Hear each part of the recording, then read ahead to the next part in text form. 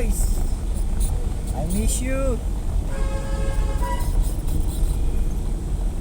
Tapos na, naibigay na natin yung cellphone holder. Nag-iisip na naman tayo kung anong ibibigay natin sa kapwa driver natin, yung mga talagang kailangan. Kung kailangan nila ng cellphone, ibibigay natin. Kung kailangan nila ng 5 kilong bigas, ibibigay natin. Basta kaya natin na ibibigay.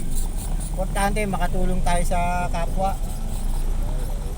Yung nangangailangan, hirap ng biyahe. Tayo, wala naman tayong boundary. At least pinagpapala pa rin tayo kahit pa paano. Kaya uwi na. Makuya-kuya-kuy na lang mamaya. Okay, bye.